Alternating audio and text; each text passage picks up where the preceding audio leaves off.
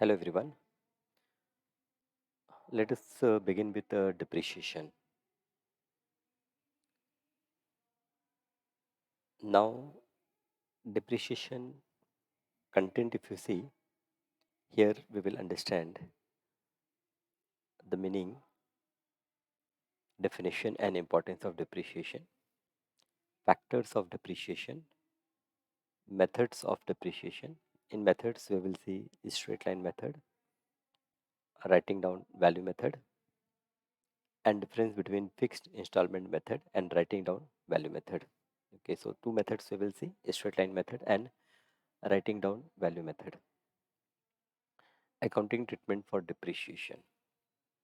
Now, after learning this particular chapter, the student will understand the concept, method, and importance of depreciation. Students understand the difference between what is fixed assets and what is current assets, and students are able to calculate the amount of depreciation of different assets. Students are able to differentiate the amount of depreciation by straight line method and written down value method. So let us begin.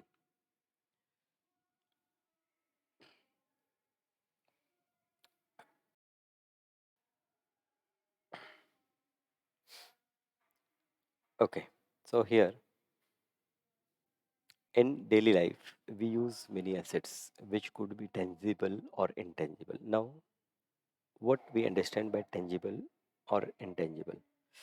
Tangible का मतलब जो हम देख सकते हैं, touch कर सकते हैं. Intangible मतलब जो हम ना देख सकते हैं ना टच कर सकते हैं, तो जो हम हमारे सेंस से नहीं फील कर सकते. Such assets have their own life. Example, building, furniture, machinery etcetera. तो जो आपके टेंजिबल एसेट्स हैं उनकी एक पर्टिकुलर लाइफ होती है. बिल्डिंग, आपने बिल्डिंग बना ली या आपने फर्नीचर ले लिया, तो ऐसा नहीं है कि फर्नीचर आपके साथ हमेशा रहेगा. उसकी एक लाइफ होगी. वो हो सकती है 5 साल हो सकती है 8 साल हो, 10 साल हो. It is necessary to spread the cost over a number of years during the useful life of the assets. This process of spreading the cost of the fix asset is termed as depreciation. अब देखिए यहाँ पर होता क्या है कि मान लेते हैं कि आपने एक फर्नीचर खरीदा और फर्नीचर की कॉस्ट है 10 लाख रुपए या 1 लाख रुपए. 10 लाख पकड़ते हैं, आपकी फर्नीचर की कॉस्ट 10 लाख रुपए है और फर्नीचर की जो लाइफ है वो 10 साल है. ठीक है, फर्नीचर की लाइफ कितनी है? 10 साल है.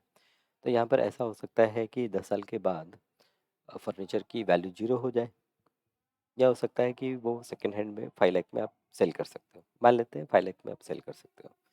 10 साल के बाद 5 लाख में सेल कर सकते हो. तो क्या हुआ कि ये जो 10 साल हैं, 10 साल में आपका जो फर्नीचर का वैल्यू था 10 लाख, वो 10 लाख का 5 लाख हो गया, मतलब 5 लाख उसकी वैल्यू कम हो गई.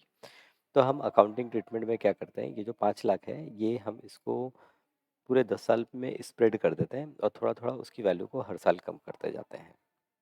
ठीक है, तो इसे ही हम क्या कहते हैं, इसे ही हम डिप्रिशिएशन कहते हैं.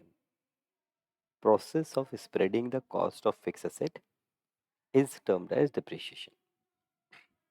Meaning and definition of depreciation. तो यहाँ पर डिप्रिशिएशन आपको क्लियर हो गया कि आपका जो भी एसेट है उसकी कॉस्ट क्या होगी, धीरे धीरे कम होगी, और इसे ही हम क्या कहेंगे, depreciation. Meaning and definition of depreciation. The word depreciation is derived from the Latin word depretium, which means reduction. Every business concern acquires some fixed asset which are used in the business for trading activities. These assets are purchased of businesses with an intention of permanent use and not for resale. ठीक है, आप business में क्या करते हैं, business में कुछ assets ऐसे आप परचेज करते हैं जो आप यूज़ करने के लिए करते हैं, ना कि उसको सेल करने के लिए. Working life of all fixed assets except land decreases with passage of time. The value of these assets decrease every year. So reduction in the value of the fixed asset due to its wear and tear और actual use is called depreciation. अब fix asset land को अगर हम छोड़ दें तो बाकी जो फिक्स एसेट्स हम परचेज करते हैं हमारे बिजनेस में, उनकी वैल्यू हर साल कम होती जाती है. ओके, क्यों कम होती जाती है? Because of wear and tear. ठीक है, उसको हम यूज़ करते हैं तो यूज़ करने से वो चीज़ थोड़ी पुरानी होती जाती है, थोड़ी उसके पार्ट्स खराब होते जाते हैं, तो इसकी वजह से जो वैल्यू है फिक्स एसेट की वो कम होती है। और इसी कम होने वाली वैल्यू को ही हम कहते हैं, जो वैल्यू में रिडक्शन हो रहा है, इसे हम कहते हैं depreciation. Depreciation is defined as shrinkage in the value of assets due to wear and tear. तो इसे अगर प्रॉपर डेफिनेशन दें हम, तो ये क्या है, it is the shrinkage in the value of asset. Shrink होना मतलब छोटा होना, कम होना। तो आपके एसेट की वैल्यू क्या हो रही है, कम हो रही है because of wear and tear. So due to the wear and tear, passage of time और ऑब्सोलेंसेस। तो ये वियर एंड टियर की वजह से उसकी वैल्यू कम हो रही है, या समय जैसे जैसे बदल रहा है उसकी वजह से कम हो रही है, या जो आपने खरीदा है वो ऑब्सोलेट हो रहा है। ऑब्सोलेट हो रहा है मतलब कि टेक्नोलॉजी धीरे धीरे चेंज होती रहती है, और हम जो आज यूज़ कर रहे हैं उसका यूजफुलनेस कुछ साल बाद नहीं होगा, कुछ साल बाद नई चीज़ आ जाएगी। तो इसकी वजह से जो आज हमने खरीदा है, आज हमारे लिए यूज़फुल है, उसकी वैल्यू क्या होगी, कम होती जाएगी। Unless depreciation is charged to the revenue, the true income of business cannot be ascertained properly, and we cannot make provisions for their replacement. Purchase of an asset is a capital expenditure and not the recurring expenditure.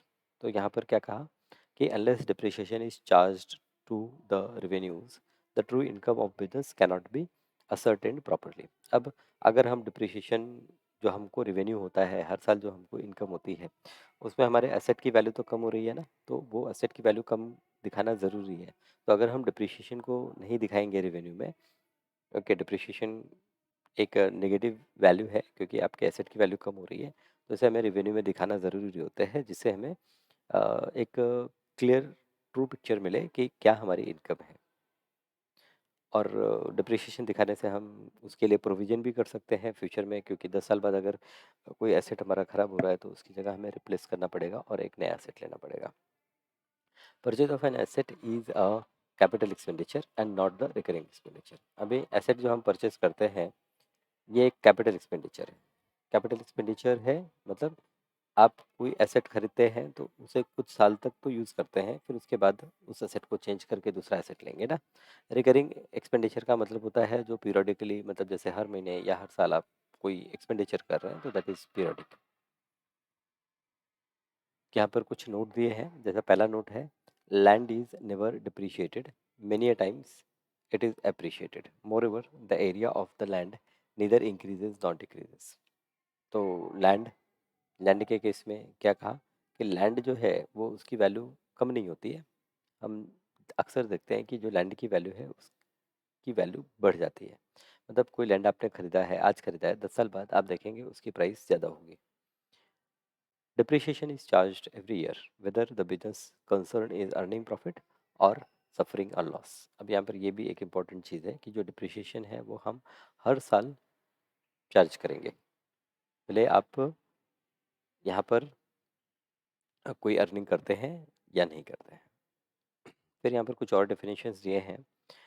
Depreciation by R N Carter क्या है, depreciation is the gradual decrease in the value of asset from any cause.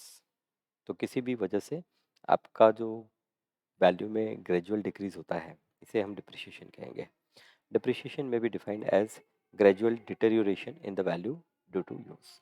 Second, यहाँ पर R G Williams क्या कहते हैं कि हम जो एसेट को यूज़ करते हैं उसकी वजह से जो उसकी वैल्यू में ग्रेजुअल डिक्रीज होता है, डिटेरियोरेशन होता है, उसे डिप्रिशिएशन कहेंगे।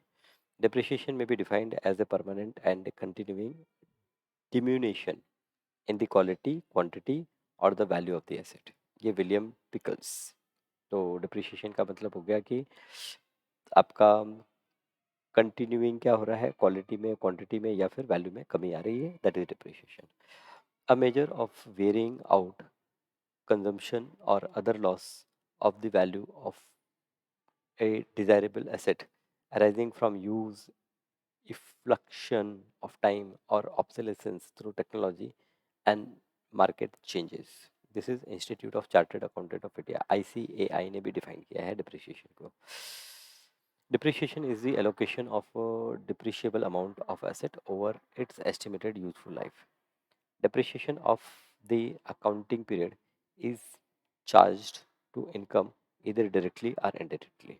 The International Accounting Standard Committee ICAC ने भी डिफाइन किया है depreciation क्या है. Depreciation is the allocation of depreciable amount of the asset over its estimated useful life. हम क्या करते हैं, जो उसकी estimated useful life है उस depreciable यूजफुल लाइफ में हम क्या करते हैं, उसकी जो टोटल कॉस्ट होती है उसको हम क्या करते हैं, डिस्ट्रीब्यूट कर देते हैं. तो depreciation is the allocation of depreciable amount of an asset over its estimated useful life. तो डिप्रिशिएटेड अमाउंट बोला है इन्होंने कि पूरे यूजफुल लाइफ में कितनी उसकी वैल्यू कम हो रही है, उसको हमने क्या किया, डिस्ट्रीब्यूट कर दिया. Depreciation for the accounting period is charge to income इधर डायरेक्टली और इनडायरेक्टली. और फिर ये जो डिप्रिशिएशन है ये हम हमारी इनकम में चार्ज करते हैं. हमारी इनकम से ये वैल्यू को हम एक तरह से माइनस करते हैं. अब डिप्रिशिएशन मतलब वैल्यू में कमी आना, ये तो क्लियर हो गया. तो यहाँ पर वापस से डिप्रिशिएशन के कॉजेज बताए हैं कि क्यों डिप्रिशिएशन होता है. तो डिप्रिशिएशन यहाँ पर पहला आप देखेंगे, normal and natural wear and tear. आपका जो भी एसेट होगा उसका वियर एंड टीयर होगा. वियर एंड टीयर होगा मतलब वो पार्ट्स होंगे, उसके पार्ट्स धीरे धीरे खराब होते जाएंगे. सेकंड है पैसेज ऑफ टाइम. जैसे जैसे समय बदलता जाएगा, भले ही पार्ट खराब नहीं हो रहे हैं लेकिन उसकी वैल्यू कम होती जाती है. ठीक है. तीसरा है ऑब्सोलिसेंस. ऑब्सोलिसेंस मतलब जो आपने चीज़ खरीदी है उसका यूज़ नहीं है फ्यूचर में. जैसे आपने कोई कैमरा खरीदा और अभी हम देखते हैं कि कुछ 10 साल पहले आपने कैमरा खरीदा होता तो उसकी बहुत वैल्यू थी, लेकिन आज कैमरे को रिप्लेस कर लिया है मोबाइल में, तो आज उस कैमरे की वैल्यू नहीं है, ये ऑब्सोलेट हो गया है. डिप्लीशन. डिप्लीशन अगेन ये वैल्यू में कमी आना ही है. Natural calamities. कुछ नेचुरल कैलामिटी की वजह से आपका जो एसेट है वो ख़राब हो गया. इन्वेंशन. कुछ नई चीज़ों का इन्वेंशन हुआ तो आपने जो चीज़ें खरीदी थी वो यूज़फुल नहीं रही. तो ये सब चीज़ों की वजह से क्या होता है कि आपका जो आपने एसेट लिया है उसकी वैल्यू कम होती जाती है. And market value. Yes, market value भी इसकी क्या होती है, जो चीज़ आप यूज़ कर रहे हैं उसकी डिक्रीज होती रहती है. अब यहाँ पर एक एक को डिस्क्राइब किया है. पहला है normal and natural wear and tear. Value of the fix asset is reduced due to normal and natural wear and tear और the actual use. More the use of the asset more the wear and tear. भाई आप जितना ज़्यादा किसी asset को use करेंगे उतना ज़्यादा उसका वियर एंड टियर होगा. ठीक है. Second, passage of time. Fix asset get depreciated due to flection of time, so it is necessary to depreciate them even if they are not in use. Example, patents, trademarks, copyrights, leases, software design etcetera. यहाँ पर इन्होंने बोला, अब ये जो example लिए हैं ये क्या होता है कि समय के साथ ये इनका वियर एंड टीयर नहीं होता, लेकिन due to passage of time ये इनकी वैल्यू कम होती जाती है. तीसरा है obsolescence. Obsolescence on account of technological development और changes in techniques of production, the old assets become obsolete or outdated, and all these cause reduction in their value. It is called obsolescence, that is computer, television, etc. Depletion. To deplete means to empty. Depletion is also one of the cause of decrease in the value of wasting asset such as forest, oil wells, mines, quarries, etc. To deplete means to empty. Depletion is also one of the cause of decrease in the value of wasting assets such as forest, oil wells. तो ये देख रहे हैं ये क्या हो रहा है, ये धीरे धीरे कम हो रही है ना. ठीक है. तो दैट इज डिप्लीशन. तो डिप्लीशन की वजह से भी आपका क्या होता है, depreciation होता है. Natural calamities, the price of the fixed asset decrease due to the natural calamity such as earthquake, storm, cyclone, etc., flood, etc., or accident, etc., and damage to the asset is accounted for the books of account. Invention. When the new machines or assets are invented, the earlier assets or the machines being used may lose their utility and hence their value is reduced. Example, when the market iPhone 8 was introduced, the value of iPhone 7 reduced. तो ये एक बहुत अच्छा example दिया है invention का. अब देखेंगे iPhone 7 की एक प्राइस होगी, लेकिन जैसे ही iPhone 8 मार्केट में आता है iPhone 7 की प्राइस कम हो जाती है. तो इन्वेंशन की वजह से भी क्या होता है, वैल्यू में कमी आती है, डिप्रिशिएशन होता है. Market value. Market value of an asset goes on changing according to the prevailing condition. Hence, the depreciation also changes. When the market value of an asset decreases as compared to its cost, it causes the depreciation on it. Okay, क्या कहा market value? Market value of an asset goes on changing according to the prevailing conditions. Hence, depreciation also changes. When the market value of an asset decreases as compared to its cost, it causes the depreciation on it. तो market value, अगर कोई सामान आपने खरीदा था और उसकी market value कम हो जाती है, तो मार्केट वैल्यू कम होने से डिप्रिशिएशन होता है। तो ऐसा अक्सर नहीं होता है, लेकिन कभी कभी मार्केट वैल्यू के चेंज होने से भी होता है। तो यहाँ पर जो हमने डिप्रिशिएशन के कारण देखे हैं, ये सारे के सारे कारण एप्लीकेबल हों ऐसा ज़रूरी नहीं है। किसी एसेट पे कोई कारण एप्लीकेबल होता है, किसी पे कोई कारण एप्लीकेबल होता है। तो नेचुरल वियर एंड टियर आप जिसको यूज़ करेंगे उस पे नेचुरल वियर एंड टियर होगा। पैसेज ऑफ टाइम, जैसे पेटेंट ट्रेडमार्क, इस पे पैसेज ऑफ टाइम का असर होगा। ऑब्सोलेसेंस मतलब जैसे हमने बोला कि कैमरे का एग्जांपल लिया था मैंने, कि कैमरा आज उतना उसका यूटिलिटी नहीं है। ओके, तो वो ऑब्सोलेट हो गया है, इसके लिए उसकी वैल्यू कम हो गई। डिप्लीशन हमने देखा कि कोई चीज़ है जो धीरे धीरे कम होती जा रही है, तो उसकी वजह से डिप्रिशिएशन होता है। इसमें नेचुरल आपके रिसोर्सेस आ जाते हैं, फॉरेस्ट आ गया, ऑयल वेल्स आ गए, मिनरल्स आ गए। नेचुरल कैलेमिटी, अर्थक्वेक वगैरह आ गया, तो आपका जो एसेट है वो डैमेज हो जाता है, उसकी वजह से डिप्लीश उसका क्या कहते हैं, हमें डिप्रिशिएशन काउंट करना पड़ता है। इन्वेंशन की वजह से हमने देखा कि आईफोन 7, आईफोन 8 का एग्जांपल लिया, और मार्केट वैल्यू में हमने देखा कि कभी कभी मार्केट वैल्यू में फ्लक्चुएशन इस तरह से होते हैं कि वैल्यू कम हो जाती है। Okay, need and importance of depreciation. अब यहाँ पर डिप्रिशिएशन को हम क्यों लें? ओके, क्या उसकी ज़रूरत है, डिप्रिशिएशन काउंट करने की क्या ज़रूरत है, वैल्यू उसकी डिक्रीज करने की क्या ज़रूरत है? तो depreciation is charge to the profit and loss account as it is an element of cost. It is also essential. देखिए, आपने पैसा तो खर्चा किया ना किसी एसेट को खरीदने के लिए, तो पैसा खर्चा किया है, अब वो उसकी वैल्यू धीरे धीरे डिक्रीज होने वाली है। तो क्योंकि आपने पैसा खर्चा किया है, आपके अकाउंटिंग स्टेटमेंट में रिफ्लेक्ट तो ज़रूर करेगा।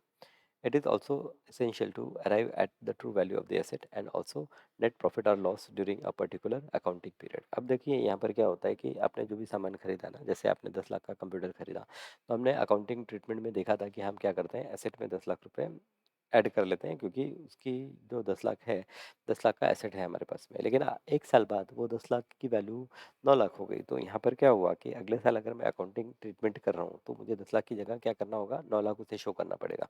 तो ये 1 लाख कहाँ गया, तो 1 लाख ये हमारा क्या हो गया, डिप्रिशिएशन हो गया। तो इसलिए भी डिप्रिशिएशन यहाँ पर हमें दिखाना पड़ता है। Even if an asset is not in use, its value is reduced due to the passage of time. Depreciation is cost loss of the business. It is non-cash expenditure. It is a normal nominal account. तो यहाँ पर ये जो आपका depreciation account है, depreciation account एक expense से related account है, इसलिए इसे हम नॉमिनल अकाउंट की कैटेगरी में रखेंगे। अब नॉमिनल अकाउंट, जैसे ही नॉमिनल अकाउंट वर्ड आपके दिमाग में आता है, आपको उसका अकाउंटिंग ट्रीटमेंट आना चाहिए। नॉमिनल अकाउंट में हम क्या करते हैं, नॉमिनल अकाउंट में debit all expenses and losses and credit all incomes and gains.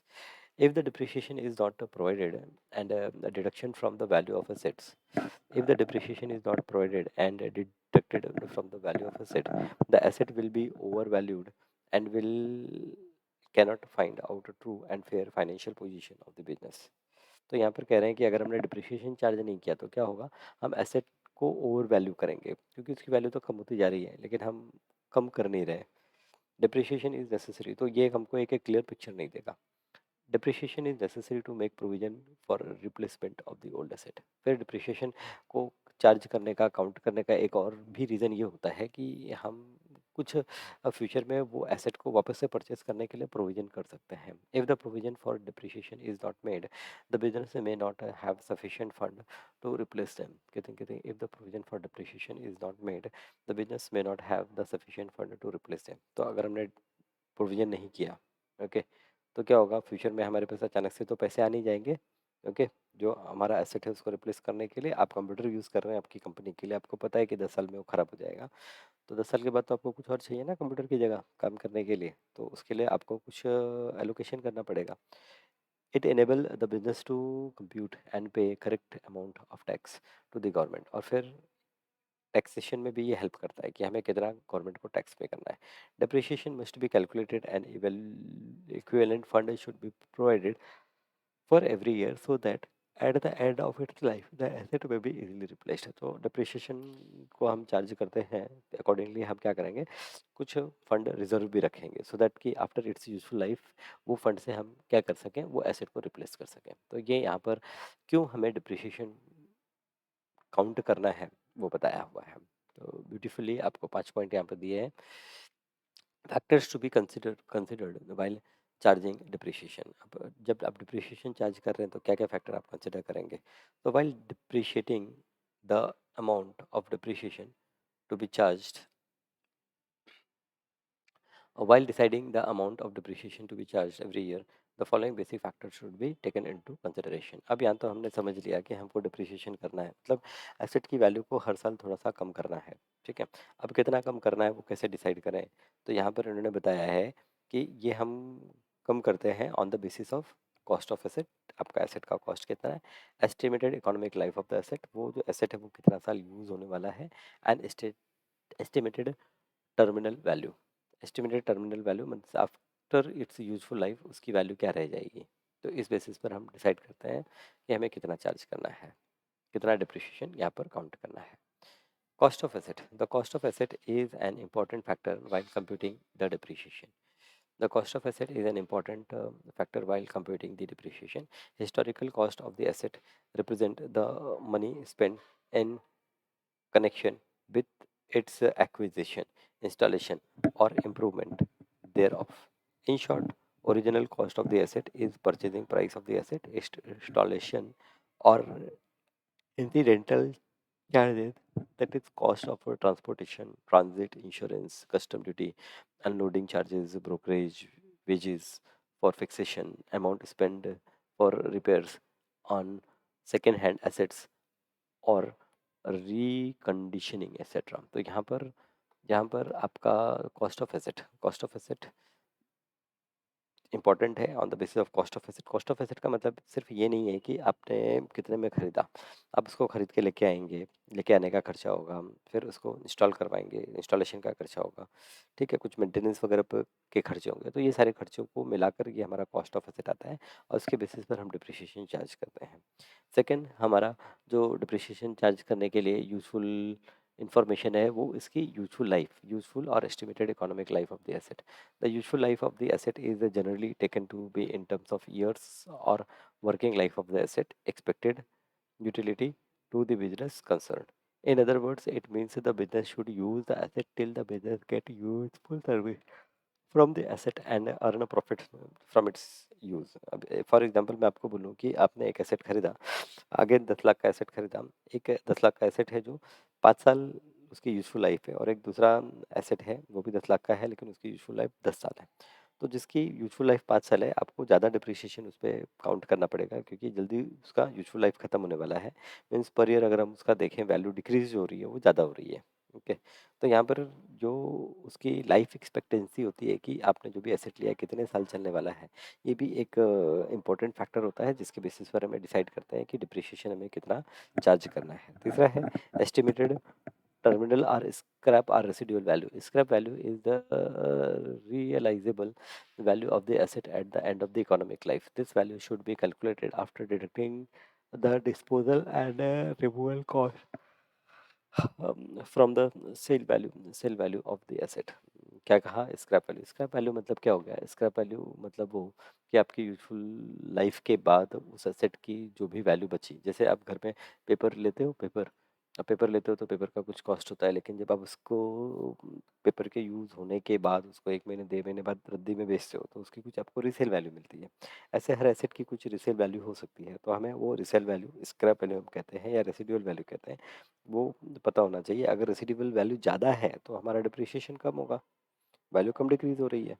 तो हर एंगल से अगर हम देखें तो यहाँ पर डिप्रिशिएशन बेस्ड होता है कि आपकी वैल्यू कितनी डिक्रीज हो रही है। अगर वैल्यू कम डिक्रीज होती है तो डिप्रिशिएशन आपका कम है, वैल्यू ज़्यादा डिक्रीज होती है तो आपका डिप्रिशिएशन ज़्यादा है।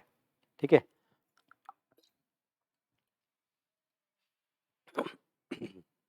Now next concept is method of depreciation. Method of depreciation, there are different methods of charging depreciation according to the nature of assets, use of assets, and a necessity. Following are the various methods for providing depreciation. Methods क्या क्या है? पहला है fixed installment और straight line और original cost method. Okay, fixed installment और straight line और original cost method. Second है डिमिनिशिंग और रिड्यूसिंग बैलेंस और रिटर्न डाउन वैल्यू मेथड। ठीक है, तो दो ही मेथड है, लेकिन क्या अलग अलग नाम से हम बुलाते हैं, जैसे फिक्स्ड इंस्टॉलमेंट या फिर उसको स्ट्रेट लाइन कहते हैं या ओरिजिनल कॉस्ट मेथड कहते हैं। और सेकंड क्या है? डिमिनिशिंग और रिड्यूसिंग बैलेंस और रिटर्न डाउन वैल्यू मेथड। तो थोड़ा थोड़ा तो आपको यहाँ पर ये समझ में आ गया कि ये मेथड कहना क्या चाहता है, लेकिन ठीक है, बाद में हम डिटेल में समझेंगे। अच्छा, इसके अलावा कुछ और भी मेथड है, जैसे है annuity method, depreciation fund method, revaluation method, insurance policy method, machine hour rate method, etcetera. Note: out of the above methods, only the first two methods have been prescribed in the syllabus for class 11 commerce, and hence only these methods are explained below. तो यहाँ पर दो ही method हमको 11th standard में पढ़ने हैं, एक है फिक्स्ड इंस्टॉलमेंट मेथड और दूसरा जो रिड्यूसिंग बैलेंस मेथड है। तो पहले आते हैं हम लोग फिक्स्ड इंस्टॉलमेंट मेथड पे आते हैं। अब नाम से समझ में आता है फिक्स्ड इंस्टॉलमेंट मतलब हर साल एक फिक्स अमाउंट का डिप्रिशिएशन होगा। ठीक है, राइट। तो जैसे 5 साल की वैल्यू कम हो रही है 5 साल में, 5 लाख की वैल्यू कम हो रही है 5 साल में, तो हर साल 1-1 लाख रुपए हम कम कर सकते हैं। Under this method depreciation is charge at a specific percentage on the original cost of the asset every year, so as to reduce the asset account to nil or to its scrap value at the end of estimated life of the asset. To ascertain the annual charge under this method, all that is necessary is to divide the original value of the asset by the number of years of its estimated life. Okay, तो यहाँ पर calculation बहुत simple है। अगर आपको ये method use करना है तो जो डिप्रिशिएशन आप चार्ज करेंगे पर ईयर, वो आपका क्या होगा? वो आपका होगा original cost minus scrap value divided by estimated life of the asset. Okay, बहुत सिंपल कैलकुलेशन। आपने ओरिजिनली क्या खर्चा किया है माइनस आपका स्क्रैप वैल्यू क्या होगा? स्क्रैप वैल्यू मतलब क्या हो गया कि आफ्टर इट्स यूजफुल लाइफ उसकी क्या वैल्यू है, whole divide by estimated life of the asset, कितने साल वो एसेट को हम यूज़ करने वाले हैं। तो ये फॉर्मूले से हमें मिल जाता है depreciation per annum. Original cost में आप cost of purchase plus incidental charges मतलब वो एसेट को परचेस करने के बाद उसका इंस्टॉलेशन या बाकी जो खर्चे आपने किए, that you will consider. Okay, यहाँ पर एक एग्जांपल लिया है। For example, a machine costing ₹15,000 is purchase and installation charges of ₹3,000 is paid. Estimated life of the asset is 10 years and the scrap value is estimated to be rupees 2000 at the end of the life. The amount of depreciation would be, तो यहाँ पर आपने 3000 15,000 का खरीदा और 3000 आपने installation charges दिए, तो ये आपका टोटल कॉस्ट हो गया 15,000 प्लस 3000। और फिर आपने क्या किया, उसका स्क्रैप वैल्यू 2000 है तो माइनस 2000 कर दिया एंड डिवाइड बाय आपकी जो यूजुअल लाइफ है 10 ईयर। तो ये इस तरह से हम डिप्रिशिएशन को कैलकुलेट करेंगे। तो 1600 रुपया ये डिप्रिशिएशन पर एनम आ गया। Depreciation is also charged when the rate of depreciation is given. It is calculated by using the formula depreciation per annum is cost of asset into rate of depreciation divided by 100. Okay, ये दूसरा formula हो गया। पहला formula तो आपने क्या देखा कि भाई टोटल जो आपका ओरिजिनल कॉस्ट है उसमें से आप क्या करेंगे, जो इसकी स्क्रैप वैल्यू माइनस करेंगे डिवाइड बाय कितने साल आप यूज़ करने वाले हैं। दूसरा फॉर्मूला यहाँ पर हम परसेंटेज यूज़ करते हैं, rate of depreciation. So cost of asset multiplied by rate of depreciation divide by 100। Okay, at the time of calculation of depreciation amount, the period for which the asset is used in the business during the current accounting year should be considered.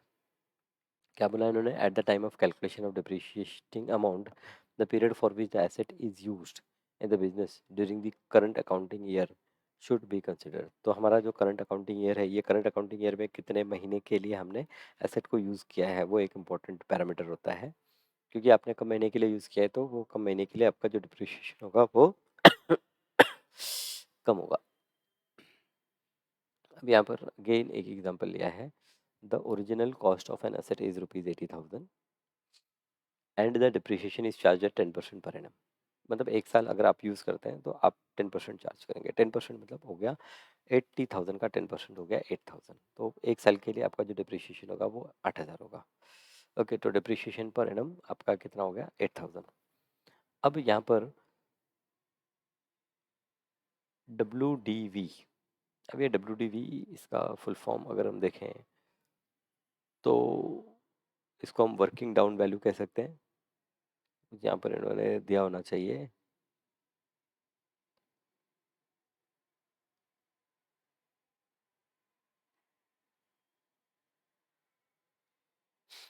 चलिए, WDV का मतलब हो गया कि उसका depreciation को minus करके कितना अमाउंट बना at the end of the first year. So इसका WDV 80,000 माइनस 8,000 72,000। फिर एक साल बाद वापस से डिप्रिशिएशन आपका 10% ओरिजिनल कॉस्ट पे ही आप निकालेंगे।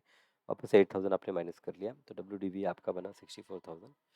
डिप्रिशिएशन इसी तरह से थर्ड ईयर के लिए काउंट किया, डिप्रिशिएशन फोर्थ ईयर के लिए काउंट किया, and so on. In this method, the depreciation is charged every year on the original cost of the asset। तो ये मेथड के अंदर हमने देखा कि हर साल जो एसेट की वैल्यू कम हो रही है, लेकिन हम जो डिप्रिशिएशन चार्ज कर रहे हैं वो किस पे कर रहे हैं, वो ओरिजिनल कॉस्ट पे कर रहे हैं। ओरिजिनल कॉस्ट हमारा 80,000 था। एक साल के बाद में वो कॉस्ट की वैल्यू 70,000 हो गई, लेकिन हम 70,000 पे डिप्रिशिएशन नहीं काउंट करेंगे, हम काउंट करेंगे तो 80,000 पे ही करेंगे। तो यहाँ पर आप देखिए स्ट्रेट लाइन मेथड क्यों कहा, क्योंकि यहाँ पर आप देखिए एक डिप्रिशिएशन एक फिक्स्ड वैल्यू है 8,000, तो हर साल 8,000 का डिप्रिशिएशन हो रहा है। सेकेंड मेथड है डिमिनिशिंग और रिड्यूसिंग बैलेंस और रिटर्न डाउन वैल्यू मेथड। अच्छा, return down, WDV, yes WDV जो शॉर्ट फॉर्म हम यूज़ कर रहे थे वो किसके लिए है, return down value. Return down value मतलब हर एक साल के बाद उसकी वैल्यू क्या कम हो रही है, कितनी हो रही है। Under this method depreciation is calculated at a certain percentage each year on the balance of the asset which is bought forward from the previous year. In other words, under this method, depreciation is calculated at a specific percentage of value of the asset which stands in the book of account on the opening date of each year. Okay, तो यहाँ पर return down value method में या diminishing और reducing balance method में हम क्या करते हैं कि एक साल के बाद वो उसकी क्या बुक वैल्यू है, वो बुक वैल्यू के बेसिस पर हम डिप्रिशिएशन चार्ज करेंगे। अच्छा, ये भी थोड़ा एग्जांपल से समझेंगे हम। The amount of depreciation charged per year is not fixed, but it goes on decreasing gradually as the opening balance of the asset will decrease in each year। तो क्योंकि हर साल मेरा जो एसेट है उसकी वैल्यू कम होती जाती है, तो जो उसके ऊपर डिप्रिशिएशन चार्ज कर रहे हैं वो डिप्रिशिएशन भी कम होता जाता है। The charges the charges depreciation in the initial period are higher than those in the later period. तो क्योंकि यहाँ पर क्या हुआ कि जैसे जैसे वैल्यू कम हो रही है वैसे वैसे आपका डिप्रिशिएशन भी कम हो रहा है। ओके, डिप्रिशिएशन आप एक फिक्स परसेंटेज पे ले रहे हैं, तो यहाँ पर आपका इनिशियली जो डिप्रिशिएशन होता है ज़्यादा होता है, फिर बाद में धीरे धीरे वो डिप्रिशिएशन कम होने लगता है। अगेन हम एग्जांपल ले लेते हैं कि जो टोटल कॉस्ट है 80,000 है और डिप्रिशिएशन का जो रेट है वो 10% पर एनम है, लेकिन यहाँ पर मेथड जो हम यूज़ कर रहे हैं वो रिटर्न डाउन वैल्यू मेथड है या फिर रिटर्न डाउन वैल्यू मेथड है ये। तो इसमें फर्स्ट ईयर आपका जो डिप्रिशिएशन होगा, क्योंकि कॉस्ट फर्स्ट ईयर के लिए 80,000 है, तो डिप्रिशिएशन जो हुआ आपका 8,000 हुआ। उसके बाद आपकी रिटर्न डाउन वैल्यू 72,000 हो गई, तो नेक्स्ट ईयर जो आप डिप्रिशिएशन काउंट करेंगे वो 72,000 पे करेंगे, और 72,000 पे आपने चार्ज किया तो ये क्या हो गया, ये हो गया आपका 7,200। रिटर्न डाउन वैल्यू यहाँ पर 72,000 में 7,200 ये हमने माइनस कर दिया, तो ये हो गया 64,800।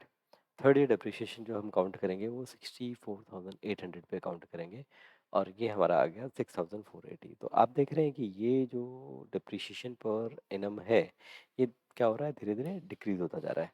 This method depreciation is charged on the original cost in fixed year, and from the next year it is charged on return down of the asset।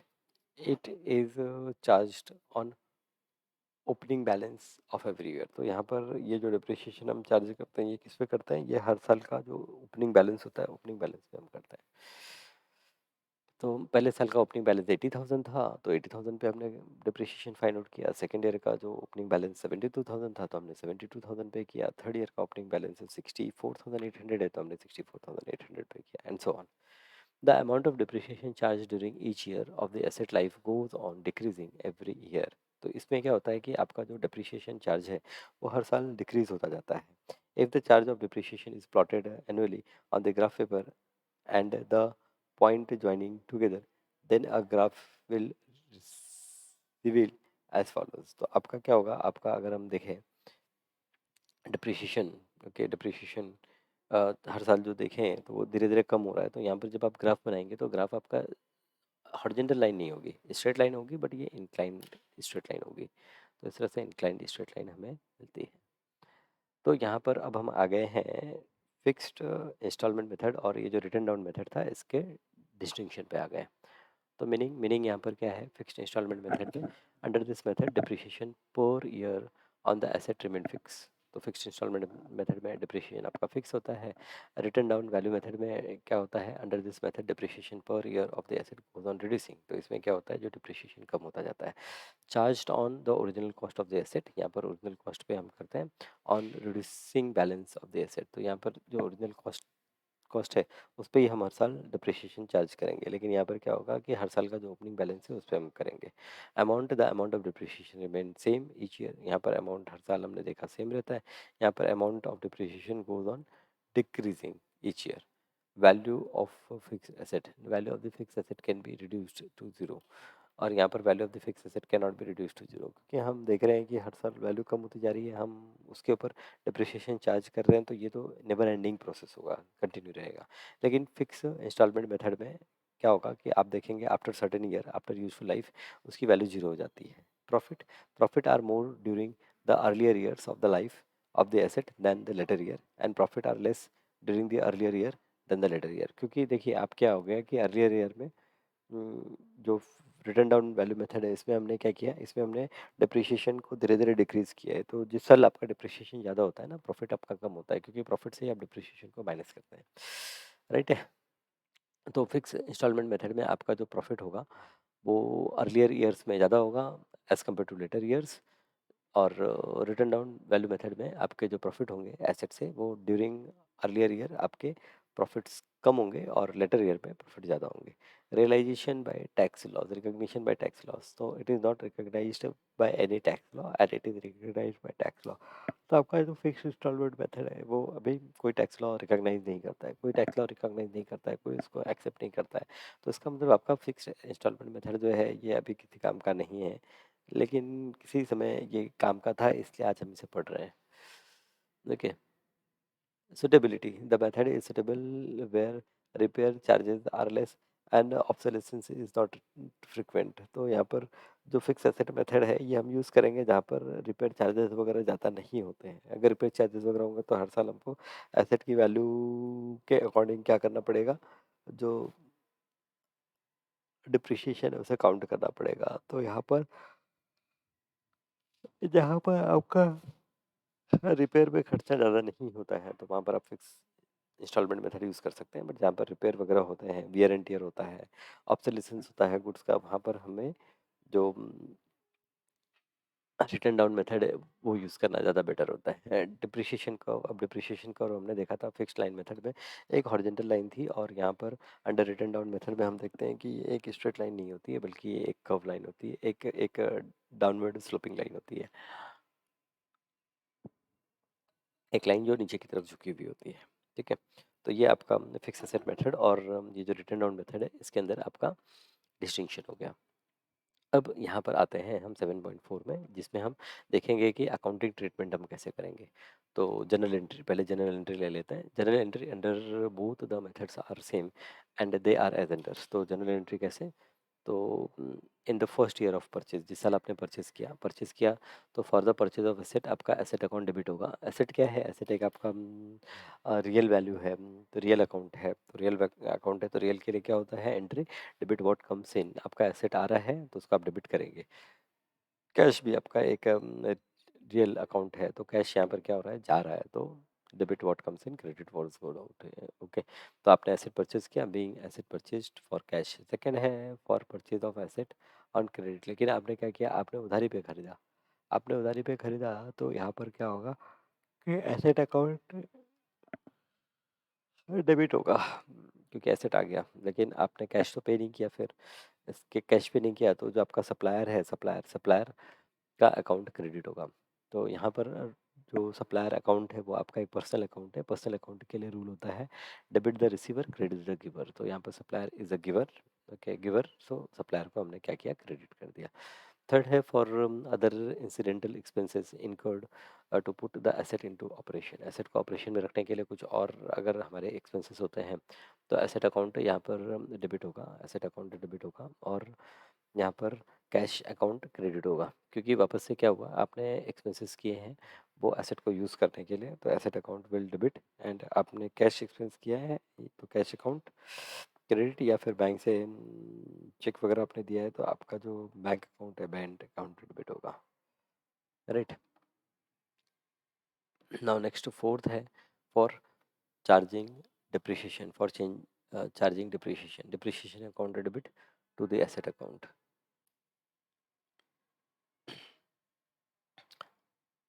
अब नेक्स्ट ईयर सपोज वो वैल्यू कम हो रही है ना, वैल्यू कम हो रही है, तो वैल्यू कम हो रही है तो क्या होगा, वैल्यू कम हो रही है तो आप डिप्रिशिएशन अकाउंट एक नॉमिनल अकाउंट है, और यहाँ पर हम क्या करते हैं, debit all expenses and losses.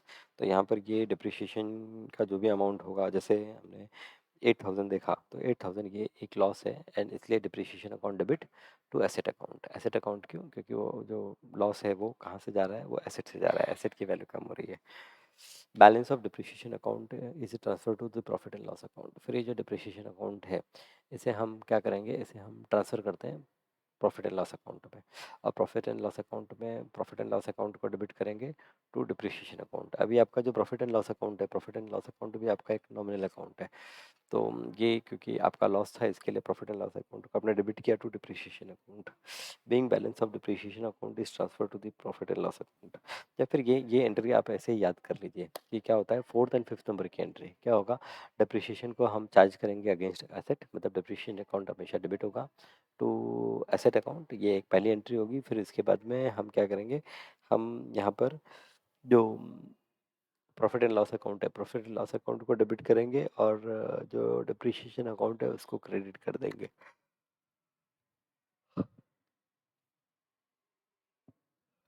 ये फर्स्ट ईयर हो गया। सेकेंड ईयर ऑनवर्ड्स क्या हो गया, अगेन सेकेंड ईयर ऑनवर्ड्स यही होगा, depreciation account debit to asset account being depreciation charge, और profit and loss account debit to the depreciation account. During the year of sale, अब क्या हो गया कि अब बीच में आपने क्या किया, बीच में आपने उसको सेल कर दिया, तो for depreciation charge up to the date of the sale of the asset, तो जिस तारीख को आपने सेल किया वो तारीख तक कितना डिप्रिशिएशन था वो आप चार्ज करेंगे टू एसेट अकाउंट।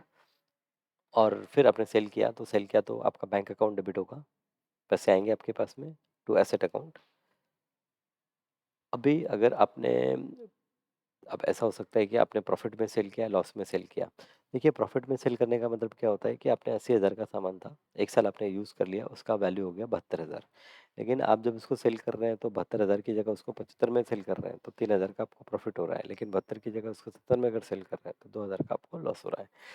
तो यहाँ पर अगर प्रॉफिट होता है तो प्रॉफिट होता है तो बैंक अकाउंट को हम डेबिट करते हैं to the asset account to profit on sale account. तो यहाँ पर बैंक अकाउंट, अब सेल किया हमने, तो सेल किया तो यहाँ पर to asset and to profit ये दो एंट्रीज आ रही हैं, तो एसेट अकाउंट में क्या उसका जो भी रिटर्न डाउन वैल्यू है वो लिखेंगे, और जो एक्स्ट्रा वैल्यू है उसको हम प्रॉफिट ऑन सेल में लिखेंगे। इसी तरह से सपोज अगर लॉस हो जाता है, लॉस हो जाता है तो प्रॉफिट एंड सेल्स अकाउंट ये लॉस में शो करेंगे,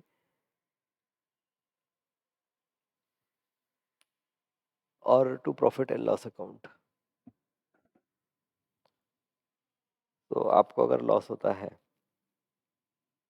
तो profit on sale of asset account debit and to profit and loss account being the profit on sale of the asset transferred। अच्छा ये प्रॉफिट की बात थी ना, profit third and fourth entry, transferring the profit to profit and loss account. Profit हुआ, profit को हम profit and loss account को ट्रांसफर करेंगे,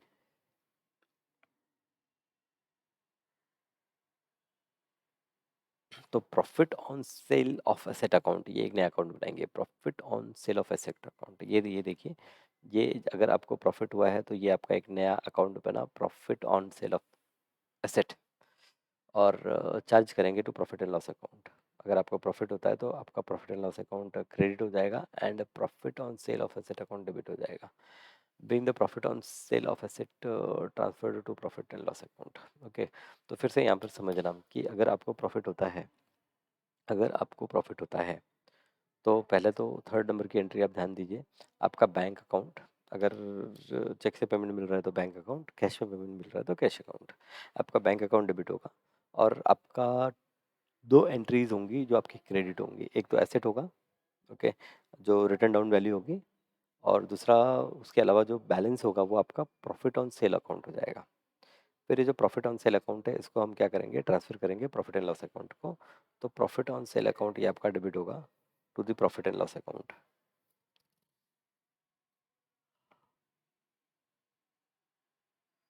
for sale on asset loss, अभी लॉस हुआ, आपको लॉस हुआ तो क्या होगा, लॉस हुआ तो ठीक है, लॉस हुआ तो भी आपको कुछ पैसे तो आए ना, तो बैंक अकाउंट आपका डेबिट होगा। लेकिन जो लॉस हुआ है, लॉस ऑन सेल अकाउंट, ये भी डेबिट हो जाएगा, लॉस ऑन सेल अकाउंट ये डेबिट होगा। और आपका क्रेडिट में आएगा to asset account written down value, जो रिटर्न डाउन वैल्यू होगी ये आएगी। Transfer of loss to profit and loss account. अब क्या होगा, क्योंकि लॉस हुआ है तो लॉस को हम ट्रांसफ़र करेंगे, तो लॉस को ट्रांसफ़र करेंगे to profit and loss account, तो यहाँ पर profit and loss account debit होगा to the loss on sale of asset account, being the loss on the sale of asset transfer to profit and loss account. Depreciation on remaining asset if any. फिर उसके बाद अगर कुछ और भी asset आपके हैं तो उसके प्रोसीजर वही होंगे, सेम होंगे, आपका depreciation account debit to asset account, फिर आप क्या करेंगे, उसको ट्रांसफ़र करेंगे प्रॉफिट एंड लॉस अकाउंट को।